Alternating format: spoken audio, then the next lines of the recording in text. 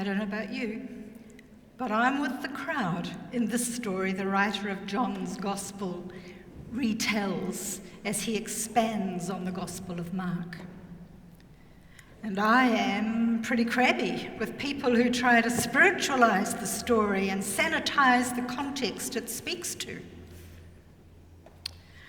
I am aware how difficult it is for those of us with surplus food and ready access to more to really understand the horror of a constantly grumbling tummy, faintness and lethargy, headaches, and children crying for food we cannot provide. This is an experience so far beyond me, I don't really know how to describe the horror of what it must be like to be so desperately hungry day after day, to say nothing of watching children die, malnourished and whimpering.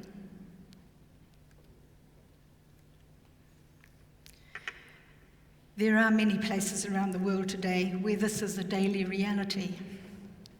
The Sudan, Palestine, the Ukraine, to name the obvious.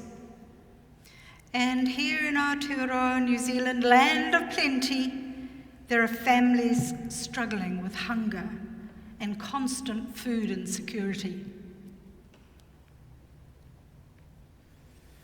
In the face of such hunger and struggle for food, what can it mean for Jesus to say, "I am the bread of life"? Where's the good news here?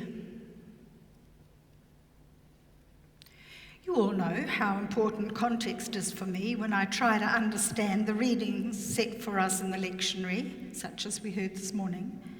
Context of the writer and the context of the initial audience, and the various contexts of today in which we hear the readings. John was writing for a people alienated from synagogue and homelands in the 90s CE. A people struggling on religious and secular grounds, having on the one hand identified as Christian Jews, hence pushed out of the synagogue, and likely landless due to the resettlement of Roman citizens and supporters on the best land.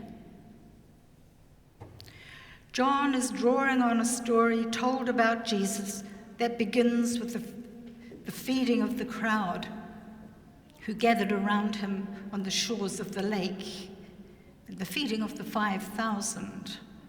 We heard about that last week. Now the story continues with Jesus escaping the needy crowd and crossing the lake to Capernaum. We pick up the story today when Jesus challenges those who follow him across the lake. Are you following me in the hope of another free meal? Jesus might have asked. And we might ask ourselves, why do we keep handing out food parcels? Why is this still necessary today? Surely the deep meaning of this story is more than an encouragement to those of us with surplus food to continue to provide handouts to those without enough. Important though food parcels are if you're hungry, and don't hear me speaking against that. The challenge to the followers, though, was rough. Don't follow me for more food handouts. If we read between the lines and absorb the tone of Jesus' address, he could have been saying to them, don't settle for less than sufficient to live with dignity. Today, I might want to say something like, don't risk your future by expecting food parcels to keep coming. We know funding has been recently cut to those who provide food parcels, which makes the supply precarious. Food handouts is just to continue a dependency model, to continue food insecurity. In other words, this type of food provision can come to an end. It perishes. You need food security. John's Jesus puts it this way: work for the food that endures for eternal life. In other words, work for the food that does not come to an end if the generosity of the providers with surplus dries up. Don't settle for less than secure access to food. And the exchange continues, with Jesus suggesting that doing the work of God, such as demonstrated by himself, on whom God has put his seal, his ownership brand, is the way food for this age and the age to come can be secured. The work of God is work that gives life to the world. And at its most basic, this is bread for the life of the world. And this requires agitation of the status quo. It requires facing down the structures of inequity. John's audience would have understood the political inference in the highly symbolic images and terms woven into the story in the writer of John's inimitable style. They would have understood they had to stand together to demand access to land upon which to grow food, and probably even the return of ancestral land that had been alienated from them. Good, food-producing land, not the infertile land not wanted by incoming Roman colonizers. Don't settle for less.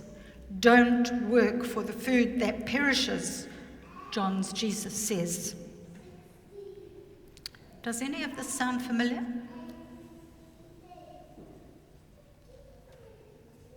It should.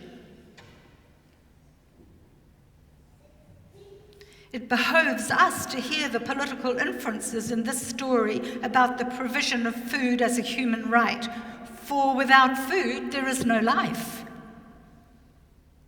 Secure access to food that can be produced in this age for immediate need and produced for future generations, the age to come, is what we need. The age to come, or eternal life, which is another way to speak of the age to come, is an image John uses often. John uses the idea of eternal life, the age to come, quite a lot. He's speaking of life transformed into life in a kingdom or in a society structured and organized for the well-being of all people, as it would be if God were doing the organizing. All people would have access to sufficient of what is required for a dignified life. In our nation today, there are many who do not have the means to live a dignified life. Alienation from ancestral land and from access to a fair share of the land's resources is, if I have ears to hear the challenge of the tangata whenua, a major cause of the food insecurity and the social alienation experienced amongst tangata whenua and many others today, along with the concomitant loss of self-esteem and self-confidence, which can limit access to health and educational resources, all compounding alienation. Today, in Western societies such as ours has become since the 1840s and the signing of Te Tiriti o Waitangi, the wealth of nations is being accumulated by a smaller and smaller group of mega-rich people and is trickling down in an ever-reducing flow to those who no longer have access directly to food-producing land or access to work that will ensure a regular share of that wealth. The richest 1% of New Zealanders, that's about 50,000 of our 5 million, own 25%, that's a quarter, of our New Zealand financial assets. And governments are the structural mediators of wealth distribution. Governments are charged to be the protectors of the well-being of all the people of a nation and to secure that well-being for future generations as well. A major responsibility of governments is to ensure the distribution of the wealth of a nation in such a way that all the people have access to sufficient for life. Jesus was about this, both the challenge of his ministry while alive and the challenge of his story after death. Sadly, since about 1860, 20 years after the signing of Te Tiriti o Waitangi with its promises and guarantees, the majority of land under Maori stewardship has been alienated from them one way and another. At that time, they managed 80% of the land, today only 6%. Today, food sources that don't dry up, don't perish because there is no fertile land available on which to grow it, or an income with which to purchase it, are becoming harder and harder to secure. Our fertile food-producing land needs to be protected from our financial growth aspirations. Fast-track developments and the use of green land is one indicator of these aspirations. And our access to a share of our nation's wealth also needs to be planned for and protected. Note the increasing unemployment and the cost of living crisis. An avenue that St Matthew's has been engaged with that seeks to secure an adequate income for people and has made a significant difference to the life with dignity for thousands of people is our support of the Living Wage campaign. This work continues. It's one way we can show our concern that people have enough to live. Another is for us to be upfront and unsettling wherever there are threats to Te Tiriti o Waitangi. Anglican missionaries were there at the signing of the treaty in 1840, and today, as Anglicans, we can support our church and its bishops, asking them to speak up and to affirm the legal status of Te Tiriti and the Waitangi Tribunal. And as one of our congregation members said, to seek redress of the many governmental decisions and actions which have breached the spirit and legal status of the treaty covenant. And another is our work to keep the critical issues of the climate crisis in the forefront of planners and government ministers. The land is important. St Matthew's in the city has always stood for social justice. It has both spoken out and acted out wherever and whenever there have been threats to the well-being of people. And today we add the well-being of the earth herself to that list. Jesus said, "I am the bread of life. Whoever comes to me will never be hungry. Follow me and work for the food that endures."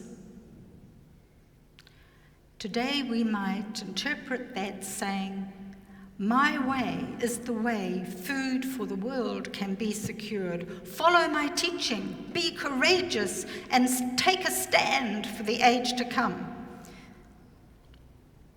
This is the work of God. This is the work that you're called to.